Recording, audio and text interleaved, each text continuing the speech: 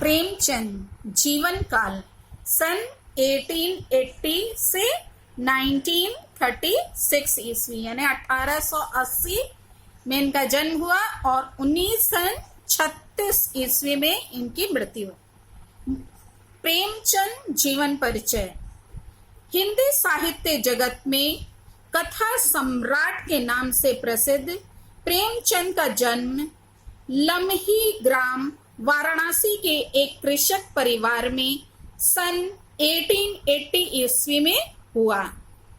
ये क्या कहलाए जाते हैं? कथा सम्राट। बच्चों ये ध्यान देने योग्य बात है क्योंकि ये क्वेश्चन बन सकता है इसमें साहित्य में कि कथा सम्राट किसे कहा जाता है, तो आप इनका नाम बता सकते हैं। इनका प्रारंभिक नाम धनपत राय था, किंतु उर्दू में ये नवाब राय के नाम से कहानियां लिखा करते थे। इन्होंने बीए तक की शिक्षा प्राप्त की। प्रेमचंद को बाल्यावस्था से ही कठिनाइयों का सामना करना पड़ा। जीवन की विषम परिस्थितियों में भी इन्होंने अपना अध्ययन जारी रखा। इन्होंने उर्दू का विशेष ज्ञान प्राप्त किया। जीवन संघर्ष में जूझते हुए ये एक स्कूल अध्यापक से ऊपर उठकर स्कूलों के सब इंस्पेक्टर पद पर भी आसीन हुए। ये कुछ समय तक काशी विद्यापीठ में अध्यापक भी रहे। इन्होंने कई साहित्यिक पत्रों का संपादन किया, जिनमें हंस प्रमुख था। आत्म गौरव के साथ इन्होंने साहित्य के उच्च आदर्शों की रक्षा का प्रयत्न किया। स्वतंत्र विचारक एवं लेखक होने के कारण इन्हें अंग्रेजी सरकार का कोप भाजन भी बनना पड़ा। इन्होंने प्रेमचंद नाम से हिंदी में सामाजिक कहानियों का प्रणयन किया और शीघ्र ही लोकप्रिय कथाकार हो गए। हिंदी पत्र पत्रिकाओं ने इनकी रचनाओं को बहुत महत्व दिया। हिंदी साहित्य के संवर्धन में प्रेमचंद का अपूर्व योगदान रहा। उपन्यास सम्राट तथा श्रेष्ठ कहानीकार के रूप में हिंदी साहित्य में इनको विशेष गौरव तो मिला ही, संपादक, अनुवादक, कहानीकार के रूप में हिंदी साहित्य में इनको विशेष गौरव तो मिला ही है। संपादक, अनुवादक, नाटककार, निबंध लेखक आदि के रूप में भी इनको प्रतिष्ठा प्राप्त हुई है।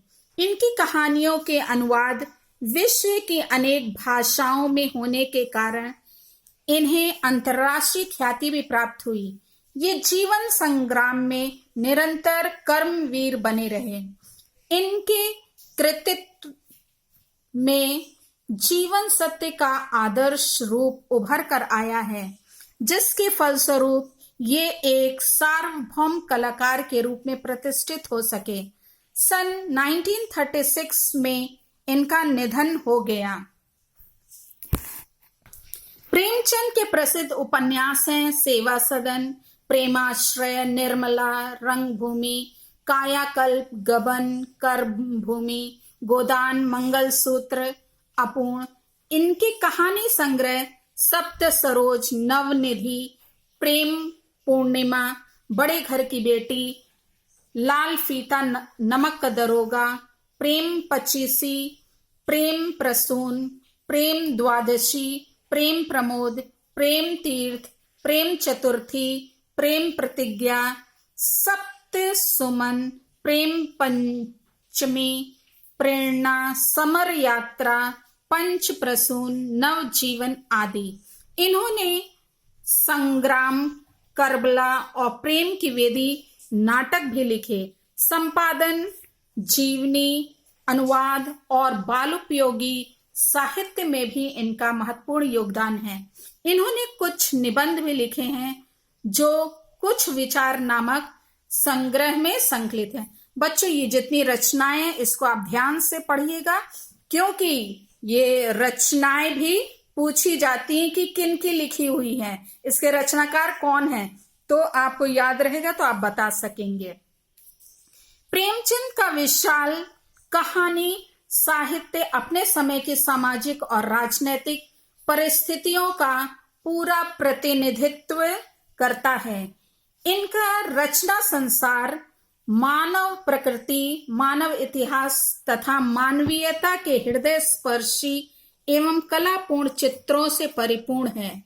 सांस्कृतिक उन्नयन, राष्ट्र सेवा, आत्म गौरव आदि का सजीव एवं रोचक चित्रण करने के साथ साथ इन्होंने मानव के वास्तविक स्वरूप को उभारने में अद्भुत कौशल दिखाया है। ये अपनी कहानियों में दमन, शोषण एवं अन्याय के विरुद्ध आवाज बुलंद करते तथा सामाजिक विकृतियों पर व्यंग के माध्यम से चोट करते रहे हैं। रचना विधान की दृष्टि से इनकी कहानियां सरल एवं सरस हैं तथा उनमें जीवन में नव चेतना भरने की अपूर्व क्षमता विद्यमान है।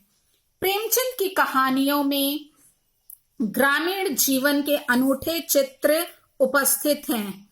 इनकी कहानियों में लोक जीवन के विविध पक्षों का मार्मिक प्रस्तुतिकरण हुआ है। कथा वस्तु का गठन समाज के विभिन्न धरातलों को स्पर्श करते हुए यथार्थ जगत की घटनाओं, भावनाओं, चिंतन मनन एवं जीवन संघर्षों को लेकर हुआ है। प्रेमचंद के कथोपकथन स्वाभाविक एवं पात्र अनुकूल हैं। ये पात्रों के मनोभावों के चित्रण में सक्षम, मौलिक, सजीव, रोचक एवं कलात्मक हैं। इनमें हास्य, व्यंग तथा वाक्पटुता का विशिष्ट सौंदर्य है। प्रेमचंद का दृष्टिकोण सुधारवादी है। इनकी कहानियां यथार्थ का अनुसरण करती हुई आदर्शोन्मुख होती हैं। उनमें आदर्श की प्रतिष्ठा जीवन की व्यापकता के लिए हुए होती है। प्रेमचंद ने पात्रों का मनोवैज्ञानिक चित्रण करते हुए मानव की अनुभूतियों एवं संवेदनाओं को व्यक्त किया है। ये मानव मन के सूक्ष्म भावों का यथातथ्य तथा आकर्षक चित्र उतारने में सफल हुए हैं। प्रेमचंद जी ने भाषा शैली के क्षेत्र में भी व्यापक दृष्टिकोण अपनाया है। वस्तुतः इनकी कहानियों के सौंदर्य का मुख्य आधार उनके पात्रों की सहजता है, जिसके लिए जन भाषा का स्वाभाविक प्रयोग किया गया है। इनकी भाषा में व्यवहारिकता एवं साहित्यिकता का सजीव समन्वय है। भाषा शैली रोचक, प्रवाह युक्त एवं प्रभावपूर्ण है। मुहावरों एवं लोकोक्तियों की लाक्षणिक तथा आकर्षक योजना ने अभिव्यक्ति को सशक्त बनाया है। कहानी के विकास एवं सौंदर्य के अनुकूल वातावरण तथा परिस्थितियों के कलात्मक चित्र पाठक पर अमिट छाप छोड़े जाते हैं। प्रेमचंद की कहानियों का लक्ष्य मानव जीवन के स्वरूप, उनकी गति तथा उसके सत्य की व्याख्या करना रहा है। प्रेमचंद की कहानी कला की मौलिकता, उनकी गतिशीलता एवं व्यापकता ने हिंदी को केवल समृद्ध ही नहीं किया, वरन उसके विकास के अगणित स्रोतों का उद्घाटन भी किया है। पूस की रात, ईदगाह, शतरंज के खिलाड़ी, सारंधा, आत्माराम आदि इनकी सुप्रसिद्ध कहानियां हैं। अब इनकी जो कहानी, जो बलिदान है, उसका हम लोग अध्ययन करेंगे। देखिए, मनुष्य की आर्थिक अवस्था का सबसे ज्यादा असर उसके नाम पर पड़ता है। मौजे बेला के ठाकुर जब से कांस्टेबल हो गए हैं, उनका नाम मंगल सिंह हो गया है। अब उन्हें कोई मंगरू कहने का साहस नहीं कर सकता। कल्लू आहिर ने जब से हल्के के थानेदार साहब से मित्रता कर ली और गांव का मुखिया हो गया, उसका नाम कालिका दीन हो गया। अब उसे कोई कल्लू कहे तो आंखें लाल पीली करता है। इसी प्रकार हरकचंद कुर्मी अब हरखू हो गया है। आज से 20 साल पहले उसके यहाँ शक्कर बनती थी, कई हल की खेती होती थी और कारोबार खूब फैला हुआ था, लेकिन विदेशी शक्कर की आमद ने उसे मटियामेट कर दिया। धीरे धीरे कारखाना टूट गया, जमीन टूट गई, ग्राहक टूट गए और वह भी टूट गया। 70 वर्ष का बूढ़ा जो एक तकिएदार माची पर बैठा हुआ नारियल पिया करता था, अब सिर पर टोकरी लिए खाद फेंकने जाता है। परंतु उसके मुख पर भी एक प्रकार की गंभीरता, बातचीत में अब भी एक प्रकार की अकड़, चाल ढाल में अब भी एक प्रकार का स्वाभिमान भरा हुआ है। इन पर काल की गति का प्रभाव नहीं पड़ा। रस्सी जल गई पर बल नहीं टूटा। भले दिन मनुष्य के चरित्र पर सदैव के लिए अपना चिन्ह छोड़ जाते हैं। हरखू के पास अब केवल 5 बीघा जमीन है, केवल 2 बैल है, एक हल की खेती होती है, लेकिन पंचायतों में आपस की कलह में उसकी सम्मति अब भी सम्मान की दृष्टि से देखी जाती है। वह जो बात कहता है बेलाग कहता है और गांव के अनपढ़े उसके सामने मुंह नहीं खोल सकते। हरखू ने अपने जीवन में कभी दवा नहीं खाई। वह बीमार जरूर पड़ता है, कुआर मास में मलेरिया से कभी ना बचता था, लेकिन 10-5 दिन में वह बिना दवा खाए ही चंगा हो जाता था। इस वर्ष भी कार्तिक में बीमार पड़ा और यह समझकर कि अच्छा तो हो ही जाऊंगा, उसने कुछ परवाह ना की। परंतु अब की बार ज्वर मौत का परवाना लेकर चला था। 1 सप्ताह बीता, दूसरा सप्ताह बीता, पूरा महीना बीत गया, पर हर कुछ चरपाई से ना उठा। अब उसे दवा की जरूरत मालूम हुई। उसका लड़का गिरधारी कभी नीम के सीके पिलाता, कभी गुर्च का सत, कभी गदापूर्णा की जड़, पर इन औषधियों से कोई फायदा ना होता था। हरखू को विश्वास हो गया कि अब संसार से चलने के दिन आ गए। एक दिन मंगल सिंह उसे देखने गए। बेचारा टूटी खाट पर पड़ा राम राम जप रहा था। मंगल सिंह ने कहा, बाबा, बिना दवा खाए अच्छे ना होगे, कुनैन क्यों नहीं खाते? हरखू ने उदासीन भाव से कहा, तो लेते आना। दूसरे दिन कालिका दीन ने आकर कहा, बाबा, 2-4 दिन कोई दवा खा लो। अब तुम्हारी जवानी की देह थोड़े है कि बिना दवा दर्पण के अच्छे हो जाओगे। हरखू ने उसी मंद भाव से कहा, तो लेते आना, लेकिन रोगी को देख आना एक बात है, दवा लाकर उसे देना दूसरी बात है। पहली बात शिष्टाचार से होती है और दूसरी सच्ची संवेदना से। न मंगल सिंह ने खबर ली, न कालिका दीन ने, न किसी तीसरे ही ने। हरखू दालान में खाट पर पड़ा रहता। मंगल सिंह कभी नजर आ जाते तो कहता, भैया वह दवा नहीं लाए। मंगल सिंह कतरा कर निकल जाते। कालिका दीन दिखाई देते तो उनसे भी यही प्रश्न करता, लेकिन वह भी नजर बचा लेता। या तो उसे यह सूझता ही नहीं था कि दवा पैसे के बिना नहीं आती, या वह पैसे को जान से भी अधिक प्रिय समझता था, अथवा वह जीवन से निराश हो गया था। उसने कभी दवा के दाम की बात नहीं की। दवा ना आई, उसकी दशा दिनों दिन बिगड़ती गई, यहाँ तक कि 5 महीने कष्ट भोगने के बाद उसने ठीक होली के दिन शरीर त्याग दिया। गिरधारी ने उसका शव बड़ी धूमधाम से निकाला। क्रियाकर्म बड़े हौसले से किया। कई गांव के ब्राह्मणों को निमंत्रित किया। बेला में होली ना मनाई गई, न अबीर न और गुलाल उड़ी, न डफली बजी, न भंग की नालियां बही। कुछ लोग मन में हरखू को कोसते जरूर थे कि बुढ़े को आज ही मरना था, 2-4 दिन बाद मरता, लेकिन इतना निर्लज कोई ना था कि शोक में आनंद मनाता। वह शहर नहीं था जहां कोई किसी के काम में शरीक नहीं होता, जहां पड़ोसी के रोटने पीटने की आवाज हमारे कानों तक नहीं पहुंचती। हरखू के खेत गांव वालों की नजर पर चढ़े हुए थे। 5 बीघा जमीन कुएं के निकट, खाद पास से लदी हुई मेड़ बांध से ठीक थी। उनमें 3-3 फसलें पैदा होती थी। हरखू के मरते ही उन पर चारों ओर से धावे होने लगे।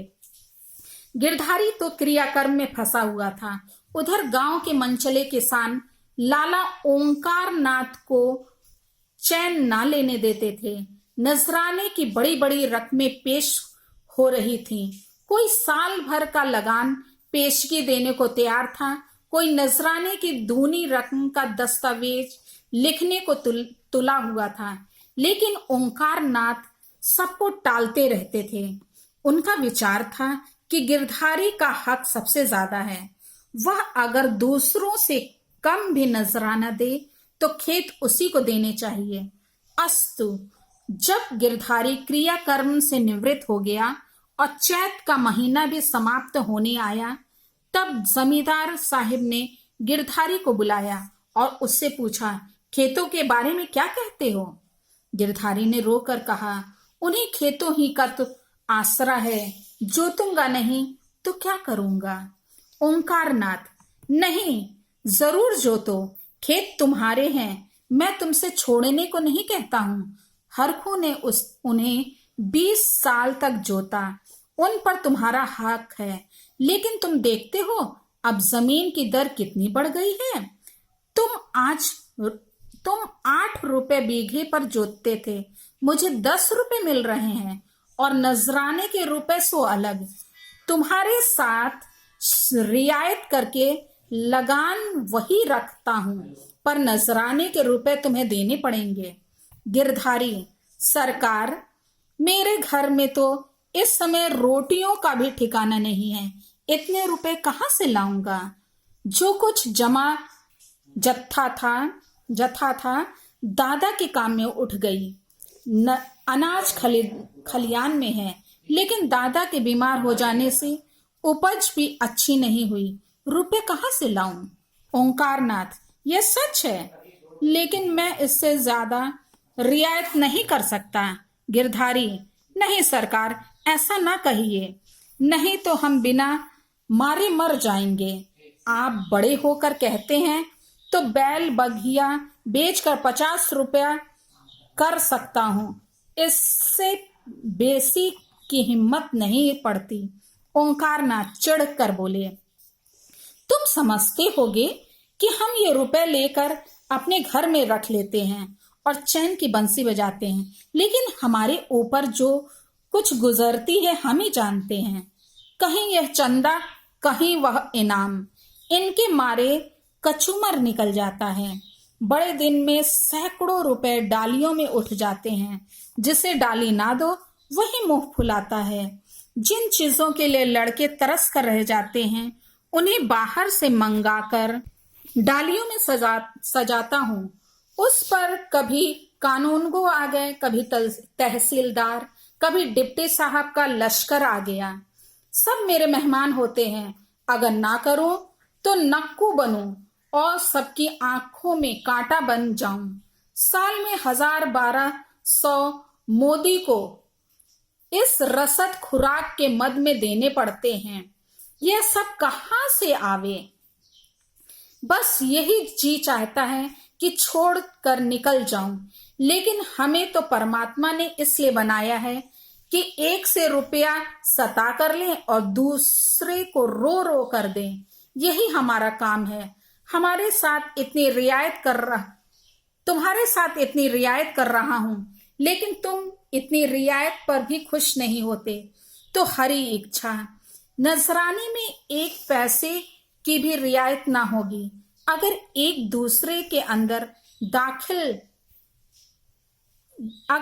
हफ्ते के अंदर दाखिल करोगे तो खेत जोतने पाओगे, नहीं तो नहीं, मैं दूसरा प्रबंध कर दूंगा। गिरधारी उदास और निराश होकर घर आया। 100 रुपए का प्रबंध करना उसके काबू के बाहर था। सोचने लगा, अगर दोनों बैल बेच दो तो खेत ही लेकर क्या करूंगा। घर बेचूं तो यहाँ लेने वाला ही कौन है, और फिर बाप दादों का नाम डूबता है। 4-5 पेड़ हैं, लेकिन उन्हें बेचकर 25 रुपए या 30 रुपए से अधिक ना मिलेंगे। उधार लो तो देता कौन है। अभी बनिए के 50 रुपए सिर पर चढ़े हैं, वह 1 पैसा भी ना देगा। घर में गहने भी तो नहीं हैं, नहीं तो उन्हीं को बेचता, ले देकर एक हौसली बनवाई थी, वह भी बनविये के घर पड़ी हुई है। साल भर हो गया, छुड़ाने की नौबत ना आई। गिरधारी और उसकी स्त्री सुभागी दोनों ही इसी चिंता में पड़े रहते, लेकिन उन्हें कोई उपाय ना सूझता था। गिरधारी को खाना पीना अच्छा ना लगता, रात को नींद ना आती। खेतों के निकलने का ध्यान आते ही उसके हृदय में हूक सी उठने लगती। हाय वह जमीन जिसे हमने वर्षों जोता, जिसे खाद से पाटा, जिसमें मेड़े रखी, जिसकी मेड़े बनाई, उसका मजा अब दूसरा उठाएगा। ये खेत गिरधारी के जीवन के अंश हो गए थे। उसकी एक एक अंगुल भूमि उसके रक्त से रंगी हुई थी। उनका एक एक परमाणु उसके पसीने से तर हो गया था। उनके नाम उसकी जिह्वा पर उसी तरह आते थे जिस तरह अपने तीनों बच्चों के। कोई 2400 था, कोई 2200 था, कोई नाले वाला, कोई तलैया वाला। इन नामों के स्मरण होते ही खेतों का चित्र उसकी आंखों के सामने खिंच जाता था। वह इन खेतों की चर्चा इस तरह करता मानो वे सजीव हैं, मानो उसके भले बुरे के साथी हैं। उसके जीवन की सारी आशाएं, सारी इच्छाएं, सारे मंसूबे, सारे मन की मिठाइयां, सारे हवाई किले इन्हीं खेतों पर अवलंबित थे। इसके बिना वह जीवन की कल्पना ही नहीं कर सकता था, और वे ही अब हाथ से निकले जाते हैं। वह घबरा कर घर से निकल गया और घंटों उन्हीं खेतों की मेड़ों पर बैठा हुआ रोता, मानो उससे विदा हो रहा हो। इस तरह एक सप्ताह बीत गया और गिरधारी रुपए का कोई बंदोबस्त ना कर सका। 8वें दिन उसे मालूम हुआ कि कालिका दीन ने 100 रुपए नजराने देकर 110 रुपए बीघे पर खेत ले लिए। गिरधारी ने एक ठंडी सांस ली। एक क्षण बाद वह दादा का नाम लेकर बिलक बिलक कर रोने लगा। उस दिन घर में चूल्हा नहीं जला। ऐसा मालूम होता था मानो हरखू आज ही मरा। लेकिन सुभागी यूं चुपचाप बैठने वाली स्त्री ना थी। वह क्रोध से भरी हुई कालिका दीन के घर गई और उसकी स्त्री को खूब लथेड़ा। कल का बानी आज का सेठ, खेत जोतने चले हैं, देखिए कौन मेरे खेत में हल ले जाता, अपना और उसका लोहू एक कर दूं। पड़ोसियों ने उसका पक्ष लिया। सब तो हैं, आपस में यह चढ़ा उतरी नहीं करना चाहिए। नारायण ने धन दिया है तो क्या गरीबों को कुचलते फिरेंगे। सुभागी ने समझा मैंने मैदान मार लिया। उसका चित्त शांत हो गया। किंतु वही वायु जो पानी में लहरें पैदा करती हैं, वृक्षों को जड़ से उखाड़ डालती हैं, सुभागी तो पड़ोसियों की पंचायत में अपने दुखड़े रोती और कालिका दीन की स्त्री से छेड़ लड़ती।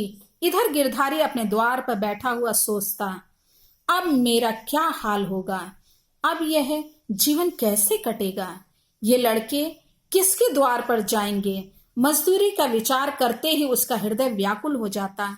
इतने दिनों तक स्वाधीनता और सम्मान का सुख भोगने के बाद अधम चाकरी की शरण लेने के बदले वह मर जाना अच्छा समझता था। वह अब तक गृहस्थ था। उसकी गणना गांव के भले आदमियों में थी। उसे गांव के मामले में बोलने का अधिकार था। उसके घर में धन ना था पर मान था।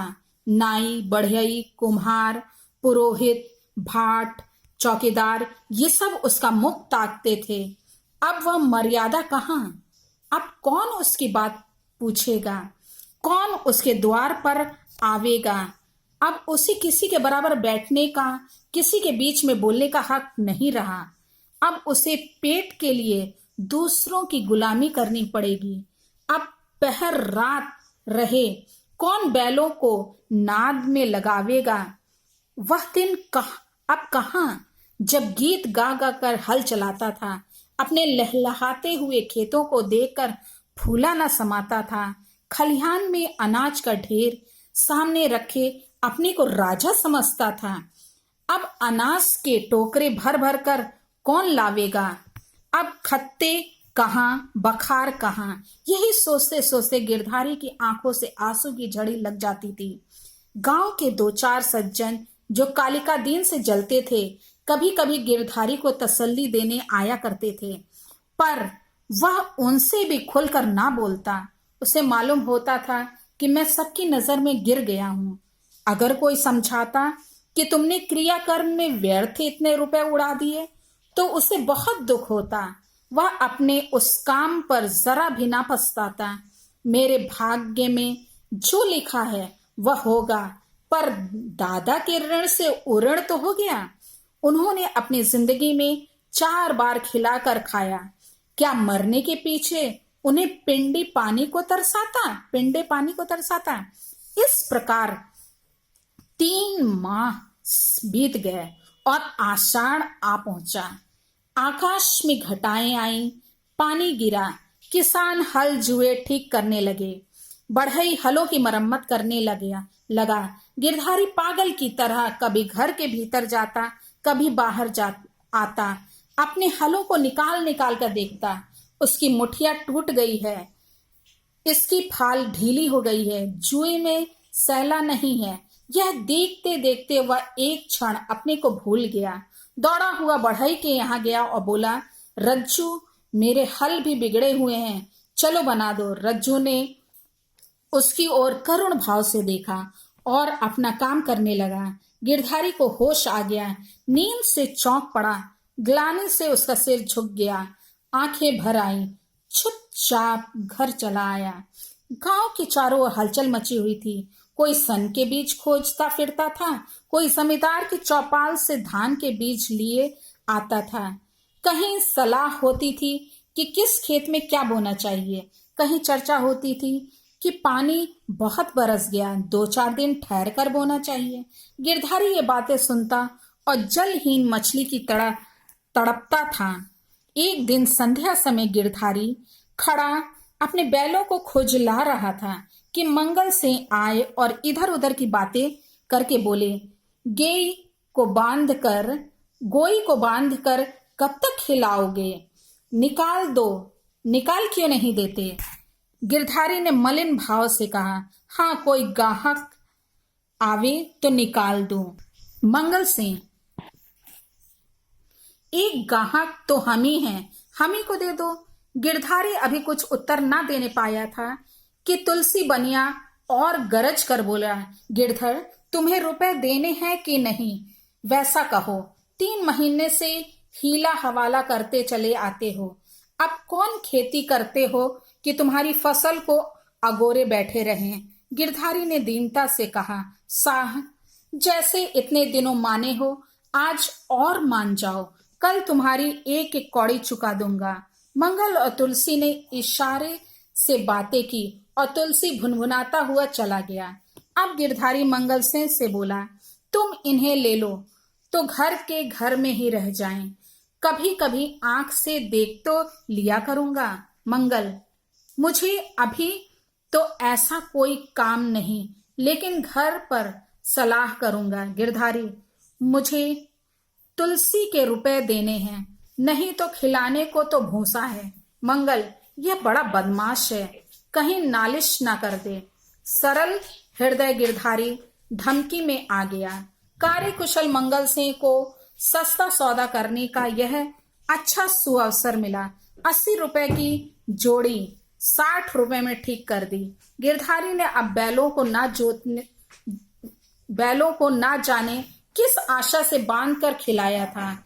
आज आशा का वह कल्पित सूत्र भी टूट गया। मंगल सिंह गिरधारी की खाट पर बैठे रुपए गिन रहे थे और गिरधारी बैलों के आधार, मेरे अन्नदाता, मेरी मान मर्यादा की रक्षा करने वाले, जिनके लिए पहर रात से उठकर छांटी काटता था, जिनके खली दाने की चिंता अपने खाने से ज्यादा रहती थी, जिनके लिए सारा घर दिन भर हरियाली उखाड़ा करता था, ये मेरी आशा की 2 आंखें, मेरे इरादे के 2 तारे, मेरे अच्छे दिनों के 2 चिन्ह, मेरे 2 हाथ अब मुझसे विदा हो रहे हैं। अब मंगल सेन ने रुपए गिनकर रख दिए और बैलों को ले चले।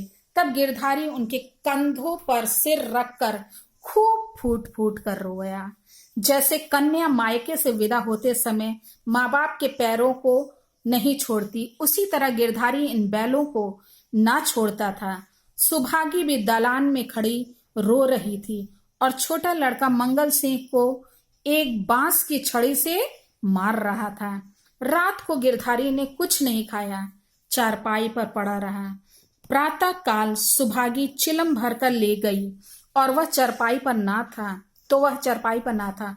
उसने समझा कहीं गए होंगे, लेकिन जब 2-3 घड़ी दिन चढ़ आया और वह ना लौटा तो उसने रोना धोना शुरू किया। गांव के लोग जमा हो गए, चारों ओर खोज होने लगी, पर गिरधारी का पता ना चला। संध्या हो गई, अंधेरा छा रहा था। सुभागी ने दिया जलाकर गिरधारी के सिरहाने रख दिया और बैठी द्वार की ओर ताक रही थी कि सहसा उसे पैरों की आहट मालूम हुई। सुभागी का हृदय धड़क उठा। वह दौड़कर बाहर आई और इधर उधर ताकने लगी। उसने देखा कि गिरधारी बैलों की नाद के पास सिर झुकाए खड़ा है। सुभागी बोल उठी, घर जाओ, वहां खड़े क्या कर रहे हो? आज सारे दिन कहाँ रहे? यह कहते हुए वह गिरधारी की ओर चली। गिरधारी ने कुछ उत्तर ना दिया। वह पीछे हटने लगा और थोड़ी दूर जाकर गायब हो गया। सुभागी चिल्लाई और मूर्छित होकर गिर पड़ी। दूसरे दिन कालिका दीन हल लेकर अपने खेत पर पहुंचे। अभी कुछ अंधेरा था। बैलों को हल में लगा रहे थे कि यकायक उन्होंने देखा कि गिरधारी खेत की मेड़ पर खड़ा है। वही मिर्जई, वही पगड़ी, वही सोटा। कालिका दीन ने कहा, अरे गिरधारी, मरते आदमी, तुम यहाँ खड़े हो? और बेचारी सुभागी हैरान हो रही है, कहाँ से आ रहे हो? यह कहते हुए बैलों को छोड़कर गिरधारी की ओर चले। गिरधारी पीछे हटने लगा और पीछे वाले कुएं में कूद पड़ा। कालिका दीन ने चीख मारी और हल बैल वहीं पीछे छोड़कर भागा। सारे गांव में शोर मच गया और लोग नाना प्रकार की कल्पनाएं करने लगे। कालिका दीन को गिरधारी वाले खेतों में जाने की हिम्मत ना पड़ी। गिरधारी को गायब हुए 6 महीने बीत चुके हैं। उसका बड़ा लड़का अब एक ईंट भट्टे पर काम करता है और 20 रुपए महीने पर घर आता है। अब वह कमीज और अंग्रेजी जूता पहनता है। घर में दोनों जून तरकारी पकती है और 2 जौ के बदले गेहूं खाया जाता है।